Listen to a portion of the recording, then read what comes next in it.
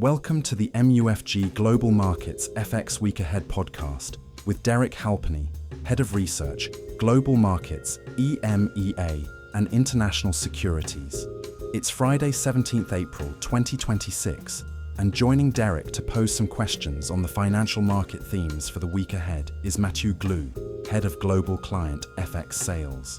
This material is only intended for professional investors in jurisdictions in which its use is permitted under applicable laws, rules, and regulations. It has been produced for information purposes only and should not be construed as investment research or advice. MUFG EMEA disclaimers and disclosures can be located on our website. Hello, Derek. Hello, Matt. How are you? Very well, thank you. Good. I guess it's difficult to start this podcast today without focusing primarily on the big headline news of the reopening of the Strait of Hormuz. Maybe focusing first on our short-term view in the US dollar. Can you tell us a little bit what your views are of the implication of this announcement earlier today? Yeah, I think even just, when we had the announcement, we were trading around 118, a little bit below 118. So we'd already fully retraced the dollar appreciation that was prompted from the conflict. So as we've been saying in previous weeks, the lack of dollar strength was certainly indicative of optimism about a short-lived energy supply crunch. And secondly, an indication of perhaps the still weak underlying fundamentals beyond the issues in relation to the Middle East. So in answering your question, I would say it's an obvious dollar negative factor. And we've had that initial response. But, we also perhaps need to be somewhat cautious at this early stage. The move already, obviously, I think the markets generally are priced optimistically. I think positioning was certainly skewed more towards some kind of announcement like we've just had. So therefore, the positioning impetus from a reaction to this announcement may not be that significant. That would be my first thought. And then obviously we're going into the weekend, so traffic data in the Strait of Hormuz will be important on Monday. Trump has just posted on Truth Social that obviously this has been announced by Iran, but he said the US blockade remains in place for Iranian ships until the final components of the deal have been agreed. But he did indicate that it is already done, and he expects you would, expect potentially something on that over the weekend, which would set the markets up for further positive momentum next week. So on our kind of base case scenario, we had assumed crude oil prices would remain, in the region of 100, 110 through most of this quarter. So the uncertainties would keep energy prices higher. And then the real de-escalation would be in Q3, Q4. Now, if we get real de-escalation before the end of April, that certainly will have implications for our quarterly forecasts going forward, including even in Q2 with euro dollar at 115. It certainly looks like it's too low, obviously. So based purely on this news, if it extends and is real, then obviously we may start to rethink about, pre-conflict, we had a euro dollar forecast at the end of the year of 125. Then we lowered that to 120. Now, maybe do we need to just go back to our original forecast? Possibly, especially given the lack of traction that we've had for the dollar through the conflict, which, as I said at the beginning, I think is certainly a reflection of the other factors that have been out of focus, those kind of underlying dollar negative factors that I think could start to come to the fore now again if we continue to get de-escalation. Okay, so we could essentially be going back to fundamentals, but my question there is, we've seen the rally in interest rates left and right, and of course driven by anticipation of higher inflation. If we have this de-escalation and a rapid one, is it going to be sufficient to properly go back to fundamentals, or has the damage been done already and inflation expectations have been anchored at a higher level anyway? Yeah, I think definitely damage has been done. That's for sure. We've been told a lot about refined fuel shortages, and that those are going to hit anyway. So I think there is going to be a macro impact, and inflation is still going to be higher than otherwise would have been the case. So there will be a period of time in which we'll need to assess those implications. But I think if all of that is taking place, shortages, inflation concerns that still linger, if all of that's taking place in the context of traffic flow through the Strait of Hormuz continuing to pick up, then I think, risk sentiment can probably hold up, just based on the fact that it's becoming more likely that those elements, in terms of fuel shortages and inflation concerns, investors will be more confident of that subsiding as long as the overall picture is improving and the Strait of Hormuz remains open and traffic continues to pick up. So, and inflation expectations as well, not as elevated. I think central bankers would certainly argue that long-term inflation expectations have remained relatively anchored. So there's that element as well to consider.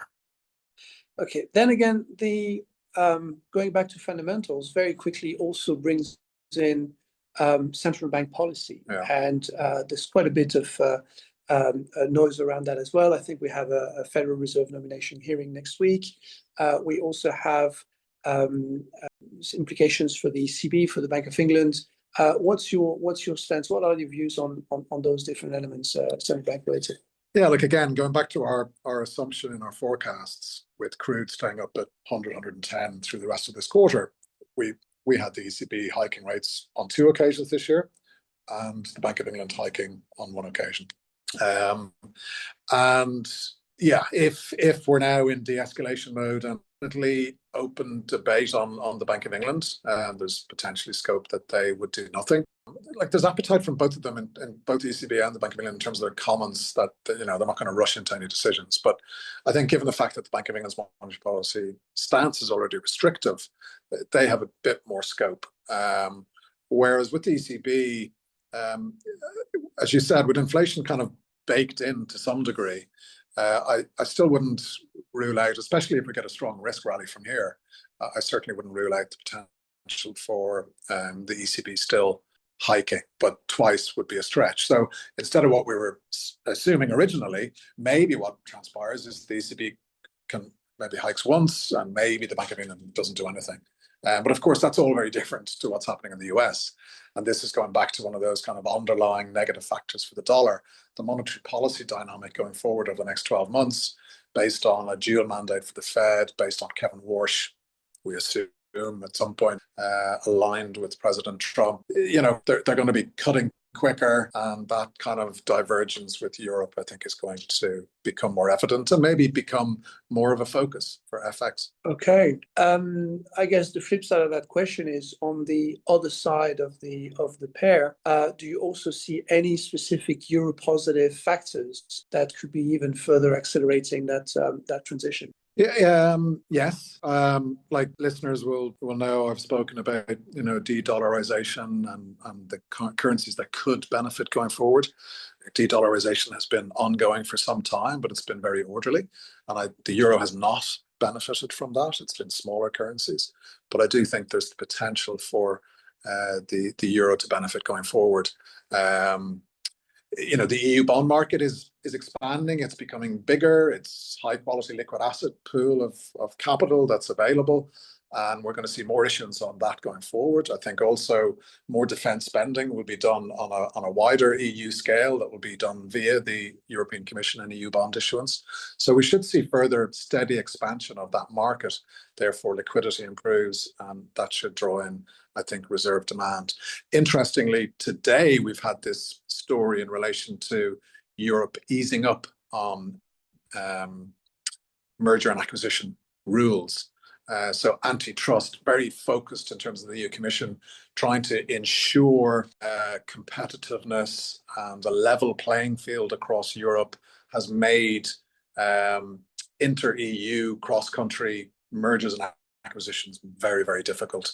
Therefore, you don't get these huge corporates that can compete on a global scale. And basically what they're looking at is watering down those rules to allow for bigger European companies to emerge through easier M&A rules. We don't know the details on what's going to be announced, but it's coming. And I think certainly that should help in terms of capital inflows and confidence in European corporates going forward. So I think it's definitely a positive development and part of the Mario Draghi recommendations that have been made. So I think all of that is good. And when you look at flows just at the moment in terms of the most recent data available, which is just before the conflicts began, but foreign investor inflows into European equity markets on a 3-month basis, nearly 250 billion euro, which is just below the record 3-month total, which was just after COVID when we had the initial bounce back. So, the equity dynamic and flows was actually quite positive going into the conflict. And again, if we revert back to those fundamentals, then Europe to me looks in a relatively good position, and that should mean the euro benefits. Thank you, Derek. Now, maybe stepping away from the majors and going back to the main event, I suppose. There's another couple of groups of currencies that we know have been reacted quite heavily to the recent crisis in the Middle East. Primarily in my mind, when we've seen high volatility in India, we've been in Korea as well. Of course, there's been significant implications for China as well. Is there anything in particular that you would try to monitor in the coming days for those currencies in particular in Asia? And also similar question for the more oil correlated currencies like the CAD, the NOK and so on. Yeah, I think in terms of Asia and the currencies that have been most prone to a negative terms of trade shock in relation to energy, Thai baht, Korean won, yen to a degree, INR. When you look at the performance table of Asian FX through the conflict, it is those that have been most vulnerable that have performed worst. So the terms of trade dynamic is quite evident in Asia FX performance. And we've started to see that retracement trade on optimism. But if, again, this is confirmed, you could certainly see some scope for those currencies outperforming for a period going forward. We've already had a decent enough bit of retracement. So, but if this is confirmed, the good news, then there's more potential for that. And then, of course, in Europe, so just to go back, keeping to emerging markets, obviously the Hungarian forint, good news there for sure in terms of Viktor Orban losing the election. And from a euro perspective, like I just spoke about, I think it's another positive.